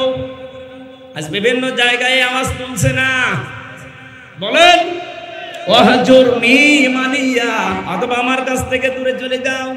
দেশ থেকে দাঁড়িয়ে দেওয়ার জন্য কত রকমের কায়দা কৌশল এখন তৈরি করছে সামনে। আপনারা যত কিছু করেন না কেন, আমরা নমরুদের সন্তান না, আমরা ইব্রাহিমের সন্তান। আরো জোরে, জোর হলো না? ইব্রাহিম বলেছিলেন ওয়াতাসিলুকুম ওয়ামা তা'বুদুনা মিন দুনিল্লাহি ওয়া আদউ রাব্বি ওয়া লা মা'কুম বিদুআইকা রাব্বি শাকিয়্যা। তোমরা যাদের সাথে আর শরীক করো মানুষের তৈরি করা আইন নিয়ে, কেউ দরগা পূজায়, কেউ দুর্গা পূজায়, কেউ পীর পূজায় ব্যস্ত আছো, আমি সব ছেড়ে দিলাম। ওই আল্লাহ বাদে তোমরা যাদেরকেই ডাকো আমরা কাউকে মানি না। আজ বাংলাদেশে যারা আল্লাহর দ্বীন কায়েম করতে চায় তাদের স্লোগান এইটাই। এক কথা বোঝা লাগবে, তাদের স্লোগান এইটা না। অথচ এই 54 বছর ধরে তাদের উপর একটা মিথ্যা তহমত লাগানো আছে, তাদের আকীদা ঠিক নেই। কে বলেছে আপনাকে? বাংলাদেশ জামাত ইসলামীতে যারা আছে তাদের আকীদা হচ্ছে জমিন আল্লাহর, আইন চলবে আল্লাহ। এই কথার বাইরে যদি তাদের আকীদা থাকে, আমি কোরআন শরীফ মাথায় নিয়ে বলছি আপনাদের, তাদের ভোট দেবেন না। যদি তারা বলে যে জমিন আল্লাহর, আইন চলবে আমার নেতার না, এমনকি মওদুদি সাহেবের আইন চলবে, তাদের ভোট দেবেন না। যদি বলে যে জমিন আল্লাহর, আইন চলবে আল্লাহ, এই কথা বলার পরও যারা বলে এদের আকীদা ঠিক নেই, আপনার কি আকীদা? দেখি আপনার আকীদা দেখি। এই মিথ্যা তহমতটা কেন লাগান একটা মানুষের উপরে? আমি তো নিজে মিশে দেখেছি তাদের। জমিন আল্লাহর, আইন চলবে আল্লাহর, এইটাই জামাত ইসলামের আকীদা। যদি জামাতের থাকে জিজ্ঞেস করে দেখেন। এর বাইরে আকীদা থাকলে ওনাদেরকে ভোট দূরের কথা, আত্মীয়তা করবেন না। দরকার মেয়ে বিয়ে দেয়া থাকলে মেয়ে বাদ দিয়ে দেবেন, আকীদা ঠিক নেই। কিন্তু জমিন আল্লাহ, আইন চলবে আল্লাহর, এই আকীদা ঠিক নেই। এটা কি আমাদের আকীদা না নবীদের আকীদা? বলেন বলেন। ইব্রাহিম নবী আকীদা পোষণ করতেন, যারা আল্লাহ বাদে মিন দুনিল্লাহ, অন্য কারোর সাথে যারা আছো আমি সব থেকে ইতিজাল, আমি দূরত্ব বজায় রাখলাম, সব ছেড়ে দিলাম। ওয়াদউ রাব্বি, আজকে থেকে আমি শুধু আল্লাহকে ডাকবো, আমার রবকে। আলাম আকুম বিদুআইকা রাব্বি শাকিয়্যা, আমি আশা করছি আমার রব আমাকে হতভাগ্য করবে না, আমার ডাকে আল্লাহ সাড়া দেবে। সেই বিশ্বাস আমাদের নেই। আরো জোরে বলেন আছে কিনা? সুতরাং একনিষ্ঠ ভাবে যারা ফিরে এসেছি, বিপদ আপদ মুসিবত ষড়যন্ত্র 1 আর 2 আসবে, কারণ এখনো নমরুদের বাচ্চারা দুনিয়া থেকে শেষ হয়ে যায়নি। এমনকি ইব্রাহিমের সন্তান যারা, তারা আমরা যেমন শেষ হয়ে যায়নি, বিপরীত যারা নমরুদ তারা শেষ হয়ে গেছে। আমরা বেঁচে থাকলেও লাভ, মরে গেলেও লাভ। আর নমরুদ বেঁচে থাকলেও ক্ষতি, মরে গেল। হযরত ইব্রাহিম তিনি আল্লাহর পরিচয় খুঁজতেছিলেন, অনুসন্ধান করতেছিলেন, শেষ পর্যন্ত তিনি পেয়ে গেলেন, মেনে নিলেন। আর আমরা এমনিতে তিনি সিদ্দিক হয়েছেন। সত্যকে সত্য জানার পরে বাবা বিপক্ষে, বংশের লোক বিপক্ষে, দেশের মানুষ বিপক্ষে আগুনে দিয়েছে, এরপরও তিনি সত্যকে ছাড়েননি। আল্লাহ বলেন তুমি সাধারণ শুধু খলিল না, তোমাকে আমি খলিল দিয়েছিলাম পরীক্ষার কারণে, আজকে থেকে তোমার আরেকটা নাম দিলাম, ইন্নাহু সিদ্দিকগণ, তুমি সিদ্দিক। সত্যকে সত্য জানার পরে দুনিয়ার সব পেছনে ফেলে যারা মেনে নিতে পারে এরা সিদ্দিক। এই সিদ্দিক বাংলাদেশে বড় অভাব। খালি আমরা আবু বকর সিদ্দিক হয়ে বসে আছি, কিন্তু সিদ্দিক যে কিভাবে হওয়া লাগে, হযরত আবু বকর এমনি সিদ্দিক হননি। এমন একটা কঠিন বিষয় তিনি বিশ্বাস করেছিলেন যেটা আল্লাহ পর্যন্ত বলতে গিয়ে আশ্চর্য হয়ে গেছে। সুবহানাল্লাযী আসরা বিআবদিহি লাইলাম মিনাল মাসজিদিল হারাম ইলাল মাসজিদিল আকসা। আল্লাহ নিজে পর্যন্ত আশ্চর্য হয়ে গেছে ঘটনাটা বলতে, এই জন্য তো সুবহান ব্যবহার করবে। যেই ঘটনা বলতে আল্লাহ নিজে আশ্চর্য হয়ে যায়, সেই ঘটনা যখন আবু জেহেল শুনেছে, একবারই বলেছে মুহাম্মদ মিথ্যাবাদী। শুধু এতটুকু বলে নাই, পাগল হয়ে গেছে লোকটা। আবু বকরের কাছে বলার পরে এক দৌড়ে গেলেন নবীজির কাছে, হে নবী, আপনি কি এটা বলেছেন যে মেরাজ হয়েছে আমার? বললেন, হ্যাঁ। তোমার বিশ্বাস হয় না? হযরত আবু বকর সিদ্দিকের কথা বলতে দেরি, নবীজি বললেন, হ্যাঁ আমার মেরাজ হয়েছে, তোমার বিশ্বাস হয় না? হযরত আবু বকর বলেন, আমি বিশ্বাস করেছি। এমন সারা জীবন নদীর পানি এদিকে জ্বলছে, হঠাৎ করে আপনি বললেন নদীর পানি উল্টা দিকে যাচ্ছে, এক সেকেন্ডও দেরি করব না আমি বিশ্বাস করতে। নবীজি বললেন, ও আবু বকর, এত বড় কথা তুমি বিনা প্রশ্নে দ্বিধাহীন চিত্তে বিশ্বাস করে নিলে, তোমার আমি আজকে আর খালি হাতে ফেরত দিতে পারি না। আজকে থেকে তোমার নামে একটা লকব লাগিয়ে দিলাম, তুমি শুধু আবু বকর না, তুমি আবু বকর সিদ্দিক। তিনি সত্যকে সত্য জানার পরে আবু জেহেলের মতো ডিনাই করেননি, পেছনে ফেলে রাখেননি, মিথ্যা প্রতিপন্ন করেননি। সত্যকে সত্য জানার পরে দ্বিধাহীন চিত্তে প্রশ্ন ছাড়া মেনে নিয়েছিলেন, এই জন্যই তিনি সিদ্দিক। আর কিয়ামতের দিন আল্লাহ চারটা ভাগ করবেন, মিনান নাবিয়িনা ওয়াস-সিদ্দিকিনা ওয়াশ-শুহাদা ওয়াস-সালিহিন। প্রথম কাতার থাকবে নবীদের, এরপরে সিদ্দিকদের, এরপরে শহীদদের, এরপরে সালিহিন বান্দাদের। নবীদের কাতারে তো আমরা উঠতে পারবো না, কারণ ওটা নির্ধারিত। সিদ্দিকদের কাতারে ওঠা যাবে যদি সত্যকে সত্য জানার পরে দুনিয়া একদিকে আর আপনি যদি মেনে নিতে পারেন। আমার কথার অর্থ যদি না বুঝে থাকেন হাত তোলেন যে আমি বুঝি নাই। সত্যকে সত্য জানার পরে যারা প্রশ্ন ছাড়া দ্বিধাহীন চিত্তে যারা মেনে নিতে পারবেন, কিয়ামতের দিন তারা সিদ্দিক আকবরের সাথে উঠবেন। আমরা সিদ্দিক খুঁজে পাই না, মনে করি সত্য কথা বললেই সিদ্দিক হয়ে যায় না। সত্যকে সত্য জানার পরে মেনে নেওয়ার মতো মন তৈরি করেন, এইটা আজ অনেকের তৈরি হচ্ছে না। ইব্রাহিম নবী খোঁজ করে সত্য পেলেন, আর আমরা আঙ্গুল দিয়ে দেখিয়ে দেই, এরপর আপনি মানতে চান না। কোন কারণে বলেন তো? আপনি কিসের সিদ্দিক? খালি কোরআনের আয়াত পড়ে আমরা শুধু আন্দাজে আয়াত আরবিতে পড়ার পরে বাংলা যদি ব্যাখ্যা করে, তখন আপনি আর সিদ্দিকও থাকতে পারেন না, গালিগালাজ করেন। ইয়া আইয়ুহাল্লাযীনা আমানুত্তাকুল্লাহা ওয়া কুনু মা'আস সাদিকিন। ঈমানদারেরা আল্লাহকে ভয় করো আর যারা সত্যবাদী তাদের সঙ্গে থাকো। এই সত্যবাদী কারা? এই পৃথিবীতে কমপক্ষে যারা 5টা কাজের আঞ্জাম দিতে পারবে তারা সত্যবাদী। কারা? কোরআনে কারীম যদিও এই কাজকে আকাবা বলে ইঙ্গিত দিয়েছে কোরআনে, ফালাকতাহামাল আকাবাতা ওয়া মা আদরাকা মাল আকাবা। রব্বুল আলামিন বলেন, না, সে গিরিপথ পার হতে রাজি না, অথচ এই গিরিপথই পার হওয়া লাগবে সফল হতে হলে। যদি কেউ বলে আমি সিদ্দিক, তাহলে অবশ্যই তাকে গিরিপথ পার হওয়া লাগবে। হে নবী, আপনি কি জানেন এই গিরিপথটা কি? ফাক্কু রাকাবা, এটা হচ্ছে দাস মুক্তকরণ। আয়াত ইবনে কাসিরের ব্যাখ্যা, যদিও ওই জামানায় মানুষ বেচা কিনা হয়তো দাস দাসীর প্রচলন ছিল, কিন্তু এখন ব্যাখ্যা করবেন কি করে?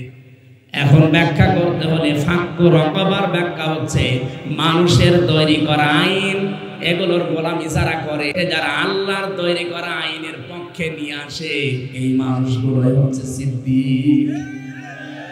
আরে ভাই, আমরা তো মানুষের তৈরি করা আইনের গোলামি করতে বলি না, আমরা বলি আল্লাহর গোলামির কথা। কথা বলেন ঠিক কিনা? যারা এই দেশে আল্লাহর আইনের কথা বলে, আল্লাহর আইনে দাসত্ব করার জন্য, মানুষের দাসত্ব থেকে মুক্ত করার জন্য 1 নাম্বার গুণ, 73টা দল আছে এই দেশে, কোন দলের এই গুণটা আছে নাম বলেন। আপনি আন্দাজে বলবেন না, আপনি ভেবে চিন্তেই বলেন। 73টা দল এখন কাজ করছে মানুষের তৈরি করা আইন থেকে আল্লাহর দাসত্ব করার জন্য। কারা চেষ্টা চালাচ্ছে আপনি বলেন তো, একবারে বলেন। যারা করছে আপনি তাদের পক্ষে থাকবেন। 2 নম্বরে যারা নিঃস্ব, অসহায়, এতিম, না মিসকিন, মিসকিন আর এতিম কিন্তু এক না। এতিম শব্দের শাব্দিক অর্থ হচ্ছে যারা খাবারের ধান্দায় থাকে, আর একটা অর্থ হচ্ছে যাদের মা বাবা নেই। কিন্তু মিসকিন মানে সাকানায় কোন থেকে, মিসকিন মানে যার বসবাসের ঘর বাড়ি নষ্ট হয়ে গেছে, মাথা গোজার ঠাঁই নেই, এমন মানুষের সামনে যারা যারা দাঁড়ায়, এই মানুষগুলো হচ্ছে আল্লাহর ভাষায় সিদ্দিক। সত্যকে সত্য জানার পরে এগিয়ে গেছে। আগস্টের 5 তারিখের পরে দেখবেন মে মাসে, জুন মাসে এই দেশে বন্যা এসে অনেকের ঘর বাড়ি মাথা গোজার ঠাঁই নষ্ট করে দিয়েছিল। কথা বলেন কেন? কত দল আছে এই দেশে বলেন, একটা দলকে আমরা এগিয়ে যেতে দেখলাম না। ওই ফেনীতে, ওই কুড়িগ্রামে, ওই সিলমারির চরে যারা ভেসে গেছে, বাড়ি ঘর নেই, নিজেদেরও চলে না, এরপরও দেখলাম এই মানুষগুলো সেখানে যে টাকা আপনার ছিল না। কয় টাকা দিয়েছেন আপনি? এ কাজ তো আপনার টাকায় হবে না, কারণ আপনাকে আল্লাহ সত্যবাদী হিসাবে গ্রহণ করে নাই। 3 নম্বরে ইয়াতীমান দা মাকরাবা, যারা নিকট আত্মীয় স্বজনের ভেতরে এতিম, অসহায়, এদের পাশে যারা দাঁড়ায়। কিন্তু বাস্তবতা এত কঠিন, এই বাংলাদেশে অনেক মানুষ আমরা আছি, নিজের আত্মীয় স্বজনের ভেতরে যদি গরিব হয়, আপন বোন গরিব, তার পরিচয় দিতে চাই না। আর ধর্ম বোন পাতিয়েছি মিরপুরে, বছরে 3 বার করে যাই। কথা বলে না কেন? না, আপনি এখনো সিদ্দিক হতে পারেননি, আপনি আসহাবুল মাইমানা হতে এখনো পারেননি। এই কাজটা যারা করে আপনি মিলান, যারা নিকট আত্মীয় স্বজনের খোঁজ খবর নেই, তাদের পাশে গিয়ে দাঁড়ায়, নিজের চলে না তারপরেও দাঁড়ায়। এরা এমনি দাঁড়াতে পারে না, এদের পরিবারগুলো ঠিক এইভাবে তারা গড়ে তুলেছে। বাংলাদেশে বহু মানুষ দাঁড়াতে পারেন না তাদের পরিবারের কারণে, আমি তো জানি। এই গুণটা আপনিও অর্জন করতে পারতেন, এতিমান দা মাকরাবা, কিন্তু পারছেন না। আপনার নিকট আত্মীয় স্বজন গরিব মানুষ যারা আছে, চাচা হোক, বোন হোক, ফুফু হোক, এই প্রতিবেশী আত্মীয় স্বজন, এদের কাছে যেতে পারেন না, তাদের হক আদায় করতে পারেন না। একটাই কারণ, আপনার বউ বাধা দেয়, আপনার শাশুড়ি বাধা দেয়। এরকম পরিবার দেশে নেই। আমাদের বাধা দিয়ে আটকাতে রাখতে পারে না, কারণ আমরা ছোটবেলা থেকে ওইভাবে তৈরি করি যে এতিমান দা মাকরাবা হওয়া লাগবে। গরিব থেকে এটা এসেছে। নিকট আত্মীয় স্বজনের খোঁজ খবর না রাখলে যত বড় মুসলমান দাবি করেন, আপনি নামের আগে পরে সিদ্দিক লাগান, জীবনও আল্লাহ আপনাকে সিদ্দিকের কাতারে কিয়ামতে তুলবে না। এই জন্য বউ যারা এসেছেন, বিভিন্ন জায়গায় বসে আছেন মা বোনেরা, আপনি যদি চান আপনার স্বামী আরো বেশি দিন বেঁচে থাক, আপনার স্বামীর সম্মান, মর্যাদা, ইজ্জত দুনিয়ায় আরো বেড়ে যাক, আপনি সব সময় স্বামীকে দিয়ে চেষ্টা চালাবেন। দেখো, আর যাই করো, আমাদের পক্ষে হোক বিপক্ষে হোক, নিকট আত্মীয় যাদের রক্তের সম্পর্ক, এইগুলোর হক আদায়। এরকম বউ দেশে কম না বেশি? বলেন বলেন, পাওয়া যাচ্ছে। আজ হাজারো পরিবারের শান্তি নেই বউ শাশুড়ির জন্য। স্বামীগুলো আজ মানসিক রোগী হয়ে যাচ্ছে। আমি কি বেশি বলে ফেললাম? বলেন বলেন। সম্মানিত মা বোন যারা এসেছেন, কিসের নামাজ পড়েন আপনি? আমি জানি যে আপনার রাগ হচ্ছে, আপনি মনে মনে দোয়া করছেন যে হুজুর এতক্ষণ ভালো ছিল, কি আমাদের পেছনে আবার লাগলো, হুজুর যেন মরি যায়, যাব মরি, তারপরও সত্য মরি যায়। আজ আপনাদের এই বউ আর শাশুড়ির ছোট মনের কারণে হাজারো স্বামী আমরা আজ মানসিক রোগী। কারা কারা এরকম ঝামেলায় আছেন হাত তোলেন তো, তোলেন। 6 পর্যন্ত করছে পলাশ সাহা, এসপি ছিল। শুধু মার বর এই ঝামেলার কারণে লোকটা মরে গেল। আমরা যেন এরকম পাগলামি কেউ না করি, সাবধান হওয়া লাগবে। সিদ্দিক হওয়ার জন্য পরিবারকে এভাবে গড়ে তোলেন। এই জন্য বাংলাদেশে ৭৩টা দলের একটা দল আমি পেয়েছি, যেই দল করলেই হয় না, ওই দলে প্রতি সপ্তাহে 2 দিন করে অন্তত পারিবারিক বৈঠক করা লাগে কোরআন আর হাদিস নিয়ে। তাহলে আপনি সিদ্দিক হবেন হবে না, তার পরিবারটাও সিদ্দিক করা লাগবে। এই কথা বলেন না কেন? সিদ্দিক আয়েশা সিদ্দিকা কি আকাশ থেকে পড়েছিল? তাকে তৈরি করা লেগেছে। আমাদের পরিবারেও যারা আয়েশা খাদিজা ফাতেমা আছে, তাদেরকে আমরা আয়েশার মতো সিদ্দিকা বানাতে চাই। বলেন বলেন, আহ্বান জানাচ্ছি, দিয়ে দেন, দেখবেন এমনি আপনার বউ সিদ্দিক হয়ে যাবে। প্রতিদিন 8টা 9টা করে ঘর পূরণ করা লাগে। এমনি আপনার বউ 3 মাস 6 মাসে দেখবেন ওর চরিত্র পাল্টিয়ে ও অলরেডি এখন ফাতেমা তো জহরা আয়েশা সিদ্দিকার অনুসারী অনুগামী অলরেডি হয়ে গেছে। এখানে একটা বই আছে আমার, আপনারা নিয়ে মেয়েকে পড়াবেন, বউকে দেবেন।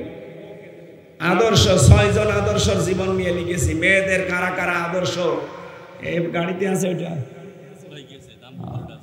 যদি থাকে কোনো জায়গায় আশপাশে কোনো দোকানে গাড়িতে কোনো জায়গায় মাহফিল হলে ওইটা নিয়ে পড়াবেন।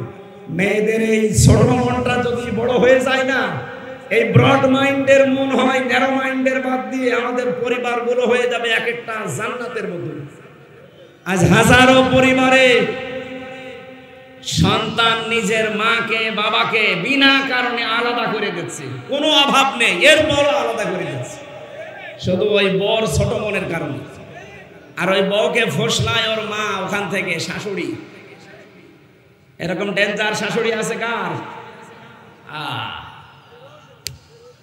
আমার ভাইরা, 4 নম্বরে গুণ পেয়েছিলাম কোরআনে কারিমের সূরা বালাদে, ইয়াতীমান যা মাতরাবা আও মিসকিনান যা মাতরাবা। ধোলামলিন যারা,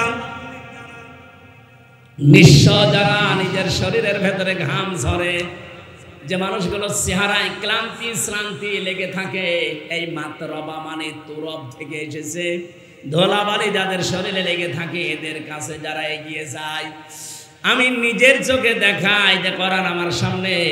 এই যে বিশাল তাপদাহ চলছিল বাংলাদেশে, আমি ওই সময় খুলনা বাগেরহাট মংলা ছিলাম, 49 ডিগ্রি সেলসিয়াস চলছিল। ফেসবুকে দেখলাম ভিডিও, বাংলাদেশে কুষ্টিয়া জেলা জামাতের পক্ষ থেকে মৌসুমপুর গেটে, চোরহাসে, ওই লাহিনী বটতলায়, ত্রিমোহনীতে, বিভিন্ন জায়গায় তারা স্যালাইন পানি শরবত নিয়ে এই ধনী মলিন যারা খেটে খায় তাদের সামনে এগিয়ে দিচ্ছে। এরা তো কর্মসূচি নিয়েছে কোরআন থেকে, আর আপনি কোথা থেকে নিয়েছেন? আপনার কি টাকা কম আছে? কথা বললে অনেকে মনে কর হুজুর খালি ওই দিকে টেনে বলেন, আরে ভাই ওদের সাথে মিলিয়ে যায়, আমি করবো কি? আপনার সাথে তো মেলে না। এত বড় তাপদাহ চলে গেল, কয় টাকা খরচ করেছেন আপনি? অথচ যারা খরচ করলো ওদের দিকে তাকান, ওদের নিজেদেরই সংসার চলে না। 20 টাকার পানির বোতল, 10 টাকার স্যালাইন, 8-10 টাকার শরবত মিলে 40-50 টাকায় গরিব গরিব মানুষকে খাওয়াচ্ছে। ওরা কর্মসূচি হাতে নিয়েছে কোরআন থেকে, কারণ ওরা সিদ্দিক।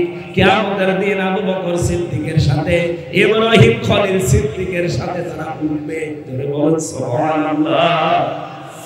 আল্লাহ পাক বলেন এরপরও আরো কিছু গুণ আছে।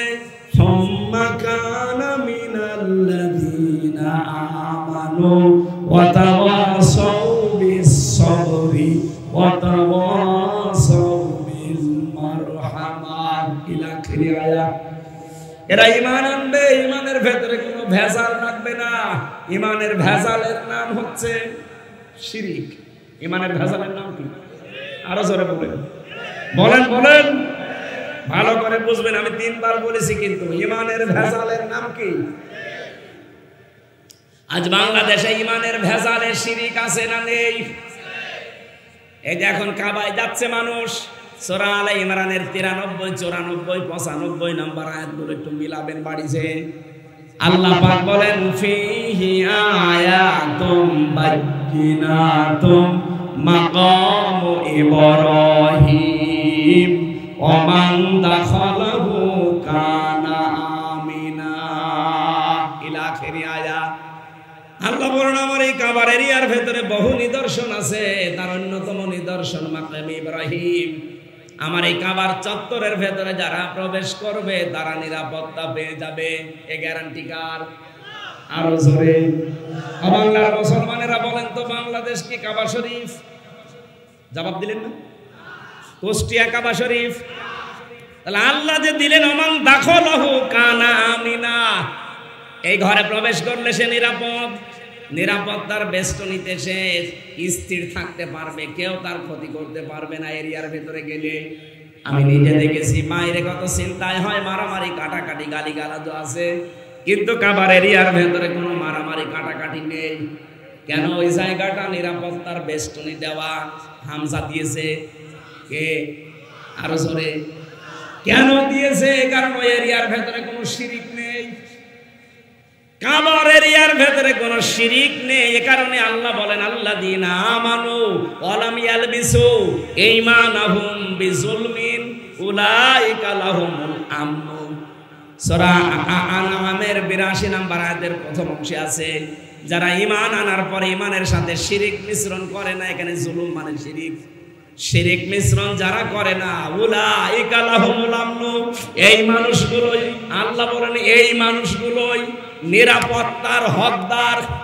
আমি আবার বলছি, বাংলাদেশ যেহেতু কাবা শরীফ না, এটা নিরাপত্তার চাদর দিয়ে ঢেকতে হলে শিরিক মুক্ত করা লাগবে। কথার অর্থ বুঝে ফেলেছেন? বাংলাদেশ যদি সত্যি এখন নিরাপত্তার চাদর দিয়ে ঢাকা লাগে, পাশের প্রতিবেশীর দেশ থেকে আন্তর্জাতিক যত ষড়যন্ত্র সব মোকাবেলা করার জন্য, নিরাপত্তার জন্য এদেশের ইমানদারদের শিরিক মুক্ত হওয়া লাগবে।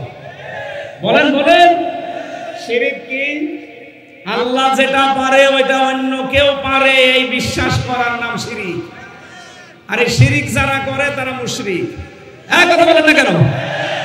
সন্তান দিতে পারে কে? অন্য কেউ পারে।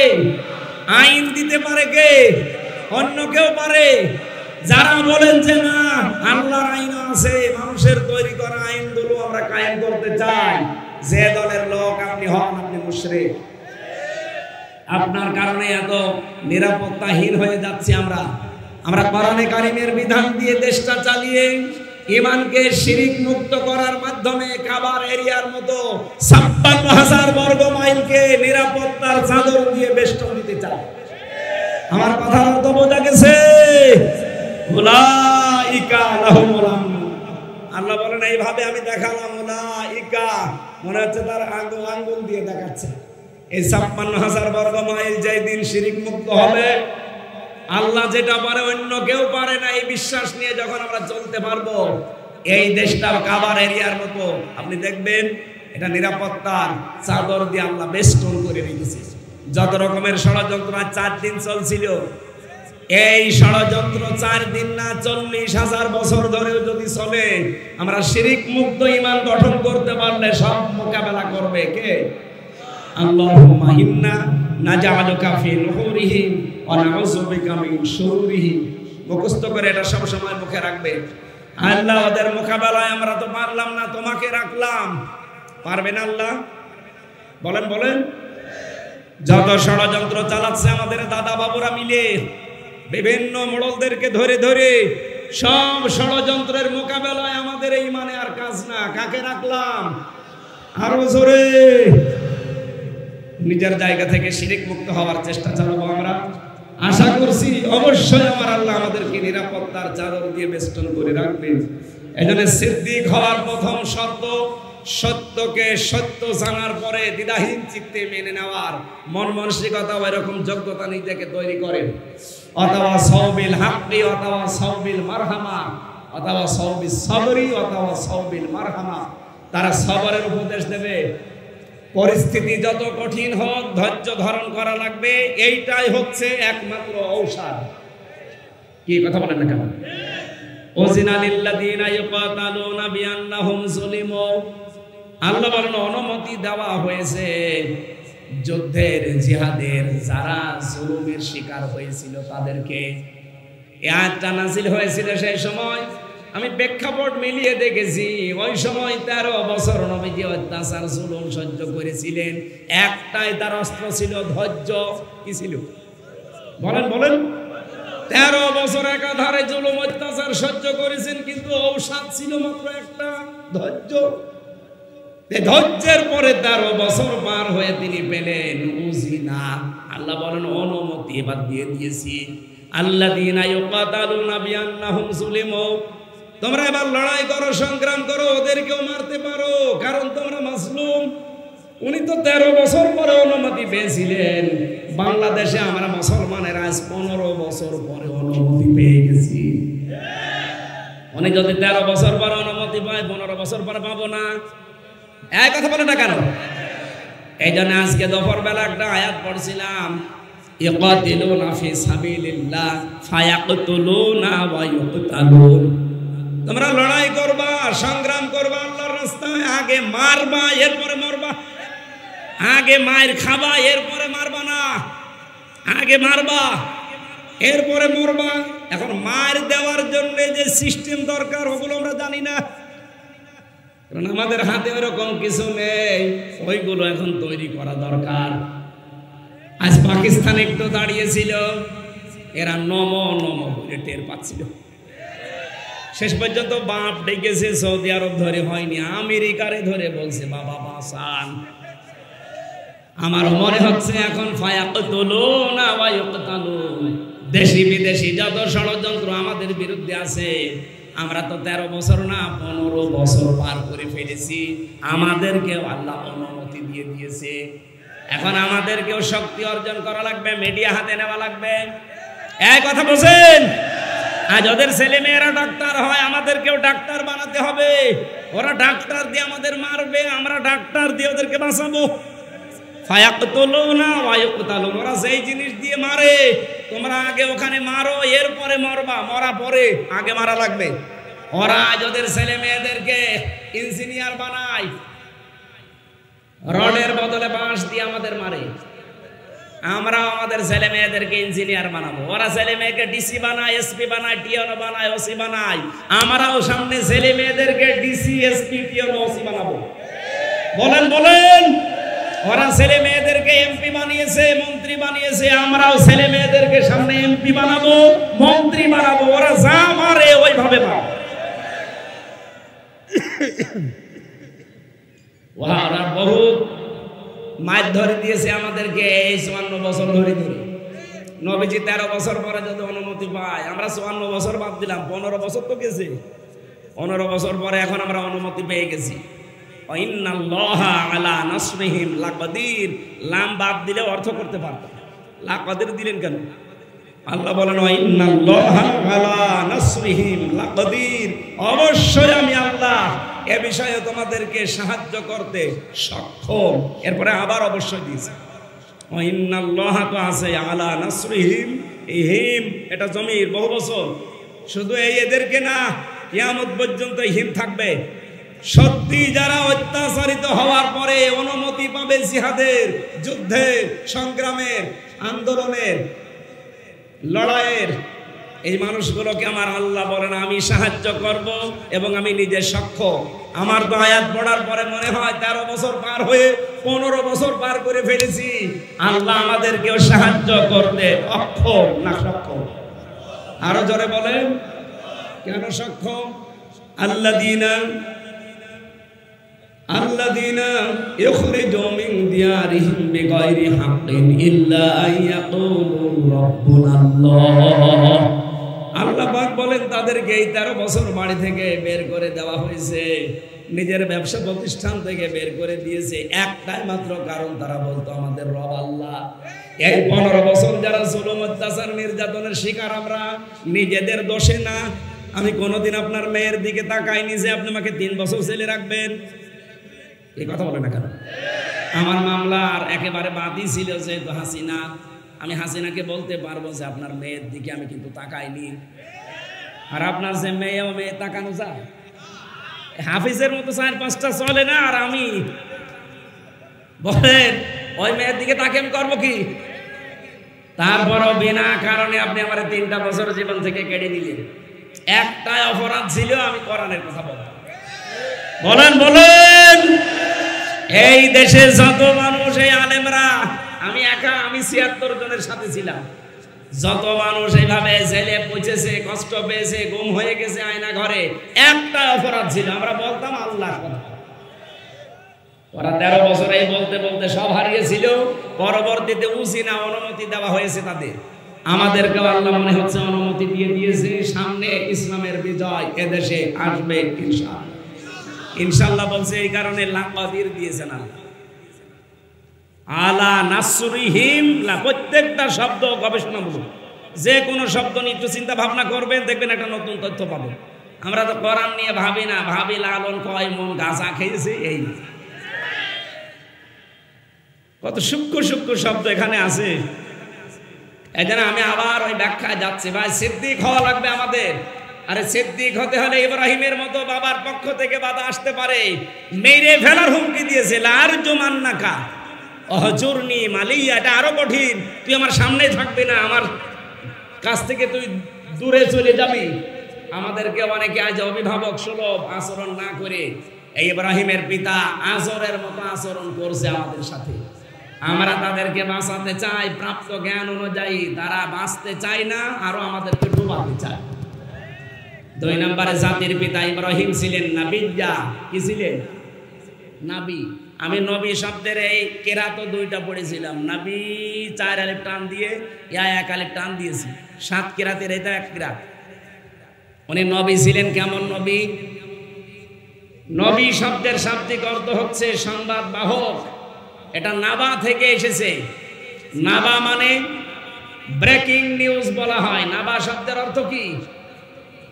এটা ইংরেজিতে আপনি লেখেন NEWS, নিউজ। এই যে আজকে আমাদের সাথে যে বক্তা ছিল উনি একজন সাংবাদিক, এই যে নবী বলা হয় ওনাকে, যদি উনি ওহী পায়নি। এন দিয়ে যদি আপনি নর্থ ধরেন, ই দিয়ে যদি ইস্ট ধরেন, ডাব্লিউ দিয়ে যদি ওয়েস্ট ধরেন, আর এস দিয়ে যদি সাউথ ধরেন, আপনি 4টা অক্ষরকে 4টা দুনিয়ায় ভাগ করে দেন, দেখবেন তামাম দুনিয়ার সব খবর যার কাছে আছে তিনি হচ্ছেন নবী। আল্লাহ তাকে নবী বললেন কেন? ওই যে দ্বিতীয় যে আয়াতটা পড়েছিলাম, ওয়াকাযালিকা নুরি ইব্রাহিমা মালাকুতাস সামাওয়াতি ওয়াল আরদ। আমি নিজে দেখিয়েছিলাম আমার ইব্রাহিমকে আকাশ আর জমিনের শাসন ব্যবস্থা কি করে চালানো লাগে, কি করে পরিচালনা করা লাগে, এগুলো সব আমি তাকে দেখিয়েছিলাম। এই জন্য ইব্রাহিম নবীকে আমার আল্লাহ চারিদিকের সংবাদ তার কাছে দিয়েছিলেন। তিনি সাধারণ এরকম কেউ ছিলেন না, তিনি ছিলেন নবী। কি ছিলেন? আমাদের কাছে যেহেতু এখন নবী নেই, নবীর সংবাদ আছে। নবীর সংবাদ কোনটা? বিশ্ব নবীর সংবাদ আল্লাহ এই কোরআনে দিয়েছেন।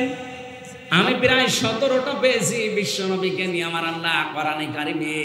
17 জায়গায় বিশদ আলোচনা দিয়েছেন, আর 7টা জায়গায় পেয়েছি তার নাম আল্লাহ স্পষ্টভাবে ওই মোহাম্মদ উচ্চারণ না করে অন্যান্য নাম দিয়ে তাকে ডাক দিয়েছে।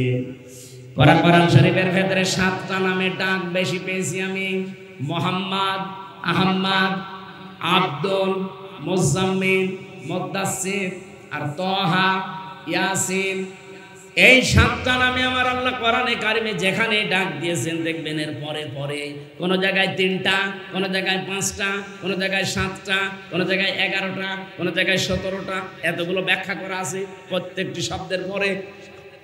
ইব্রাহিম নবী ছিলেন, আর আমাদেরকে যে আমাদের কাছে আল্লাহ যাকে পাঠিয়েছিলেন উনি ইব্রাহিমের সন্তান। নাম কি? মুহাম্মাদুর। বলেন বলেন মুহাম্মাদুর। নবীজিকে প্রশ্ন করা হয়েছিল, হে নবী আপনি বহু সংবাদ নিয়ে এসেছেন দুনিয়ার চারিদিককার, কারণ বলিয়া ইউহান্নাস ইন্নী রাসূলুল্লাহি ইলাইকুম জামিআ। হে দুনিয়ার মানুষেরা শোনো, আমি শুধু মক্কা এরিয়ার জন্য না, তামাম দুনিয়ার জন্য, সকলের জন্য আমি নবী হয়ে এসেছি, আল্লাহর রাসূল হয়ে তোমাদের কাছে এসেছি। যতগুলো সংবাদ আমি নিয়ে আসলাম তার ভেতরে অন্যতম সংবাদ হচ্ছে এই কুরবানির সংবাদ। আল্লাহ রাব্বুল আলামিন বলেন, এটা সাহাবায়ে কেরাম জিজ্ঞাসা করেছিলেন, হে নবী, এই যে কুরবানির কথা আপনি বলেন যে প্রতিটি জামানায় প্রত্যেকটি উম্মতের উপরে ছিল, আমরা যেটা পেলাম এটা কোনটা? নবীজি বলেন, এটা তোমাদের জাতির পিতা ইব্রাহিম নবীর সুন্নাত। জোরে বলেন সুবহানাল্লাহ। ইব্রাহিম নবীর সুন্নাত হিসাবে আমরা যেহেতু কুরবানি পেয়েছি, তিনি কি শিখিয়েছিলেন এই কুরবানির দ্বারা? আল্লাহ কোরআনে কারিমে বললাম 27টা বিষয়, বলতে গেলে দেরি হবে, আমি সামারাইজ করি। একটা বিষয় শুধু আজকে শোনাতে চাচ্ছি, আর এইটা আসল। ফালাম্মা আসলামা ওয়া তাল্লাহু লিল জাবিন। ফালাম্মা অতঃপর যখন, আসলামা দিবসন, দুইজনে রাজি হয়ে গেছে, এগ্রি হয়ে গেছে, সম্মত হয়েছে কি পালন করার জন্যে? আল্লাহর বিধান। ইব্রাহিম ছুরি হাতে নিয়েছে, ইসমাইল গলা দিয়েছে। বিধানটা কার? আরো জোরে বলেন। আল্লাহ বলেন দুইজনে যখন রাজি হয়েছে, তাল্লাহু লিল জাবিন, এবং কাঁধ করেছে জবাই করার জন্য, এই সময় কিন্তু আল্লাহর বিধানটা পালন করা সম্ভব হয়েছে। বলেন তো, ইব্রাহিম যদি বলতো আমি 86 বছর বয়সে সন্তান পেয়েছি, জবাই করব না, হয়তো আল্লাহর বিধান পালন? ইসমাইল নবী যদি বলতেন না 13 বছর খবর নেয়নি, এখন এসেছে জবাই দিতে, আমি হব না, দৌড় দিলাম, হয়তো আল্লাহর বিধান? বলেন বলেন। আল্লাহ আসলাম আদি বছর এমনি দেয়নি, দুইজনে যখন রাজি তখনই আল্লাহর বিধান পালন হয়েছে। ও বাংলার মানুষেরা, এদেশে যারা আমরা শুধু টুপি মাথায় দেই, যারা নামাজ পড়ি, শুধু তারাই যদি চেষ্টা চালায় আল্লাহর বিধান পালন করব, এই দেশে কায়েম করব, হবে না। মুসলমান যারা আমরা আছি 92%, এমনকি অন্য ধর্মেরও যারা আছি, দল মত জাতি বর্ণ ধর্ম নির্বিশেষে, এই দেশে সবাইকে এখন ইসমাইলের ভূমিকায় আসা লাগবে। 1628 জন মানুষ এখন দায়িত্বে আছে, তারা এখন দায়িত্ব পালন করবে ইব্রাহিমের ভূমিকায়। আল্লাহর বিধান সামনে যখন যেটা আসবে, তরবারি তুলে নেওয়া লাগলে তরবারি তুলে নেবে। আর 18 কোটি জনগণ আমরা এখন সবাই ইসমাইলের ভূমিকায়, যদি গলা দেওয়া লাগে দরকার হয় গলাও দিয়ে দেব। এই কথা বলেন না কেন? ফালাম্মা আসলামা, এই দুইটা বাপ বেটা যখন আমরা শাসক এবং জনগণ যারা আছি এক হয়ে যাব, দেখবেন এই 11 দিন পরে যে কোরবানি, এই কোরবানির সময় আল্লাহর বিধান বাংলাদেশে কায়েম হয়ে যাবে ইনশাআল্লাহ। এইটা আল্লাহর নবী ইব্রাহিম আমাদের জাতির পিতা শিখিয়েছিলেন। কালকে একটা প্রশ্ন এসেছিল, হুজুর কোরবানিতে আর মাত্র 11 দিন আছে, বেনামাজির সাথে ভাগ দেওয়া যায় না? আমি বললাম ভাগ দেবেন বেনামাজির সাথে, নামাজের সাথে পরে, আগে কোরবানি না আগে নামাজ? ফাসাল্লি লিরাব্বিকা ওয়ানহার, আগে নামাজ পড়ো, এরপরে বলেন না কেন? আগে নামাজের কথা দিলেন, এরপরে কোরবানি, আপনি নামাজই পড়েন না। কোরবানি কিসের কারণে দিচ্ছেন? এই জন্য তাকে উত্তর দিয়েছে, এক কাজ করবেন, নামাজি যারা আছেন নামাজের সাথে নামাজিরা ভাগ দেবেন, আর বেনামাজি যারা আছেন বেনামাজি একসাথে ভাগ দেবেন। কারণ ওদেরটা তো এমনি হবে না, ওখানে গোশত খাওয়া হবে দিক, আর আমরা যারা নামাজি নামাজিরা মিলে দেব। আমরা ইব্রাহিম নবীর এই যে গুরুত্বপূর্ণ শিক্ষা, দায়িত্বশীল যারা আছে ইব্রাহিমের ভূমিকায় আপনারা আসবেন, আর আমরা জনগণ 18 কোটি আমরা ইসমাইলের ভূমিকায় সামনে পালন করব ইনশাআল্লাহ। আল্লাহ রাব্বুল আলামিন জাতির পিতা ইব্রাহিমের রূহানি সন্তান হওয়ার তৌফিক দিন, আমিন। আগামীতে বাংলাদেশ জামাত ইসলামীর মনোনীত এই ভেড়ামারা উপজেলায় ডক্টর, একজন শিক্ষিত মানুষ, আপনাদের এলাকার সন্তান নুরুল আমিন জসিম ভাই, জামাত ইসলামী বাংলাদেশ থেকে উনি মনোনয়ন পাওয়ার চেষ্টা চালাবে উপজেলা থেকে। আপনারা জানেন বাংলাদেশ জামাত ইসলামী, ইসলামী ছাত্র শিবির, ইসলামী ছাত্রী সংস্থা, বাংলাদেশে এই 3টা দল আমি পেয়েছি, যারা জোর করে কোনো কিছু চেয়ে নেয় না, দিলে আরো কান্নাকাটি করে। বাংলাদেশে আর কেউ এটা দেখাতে পারেনি আজ পর্যন্ত, আমার মনে হয় পারবে কিনা তাও জানি না। উনি যদি জোর করে চেয়ে নেয় যে আমারে দেওয়া লাগবে, ওনারে ভোট দেবেন না। দলীয় ভাবে যদি জামাত ইসলামী থেকে জোর করে চাপিয়ে দেওয়া হয়, আমি ওয়াদা দিচ্ছি আপনাদেরকে, ওইটা দিলে ওনার কাছ থেকে দুর্নীতি পাবেন না। যারা জোর করে দায়িত্ব চেয়ে নেয় তাদের উপর আল্লাহর রহমত থাকে না, আর যাদের উপরে চাপিয়ে দেওয়া হয় এই মানুষগুলোকে আল্লাহ নিজে কন্ট্রোল করে চালায়। আগামীতে এরকম পরিবেশ তৈরি করার চেষ্টা চালাবো। আল্লাহুম্মা আমিন। লা ইলাহা ইল্লা আনতা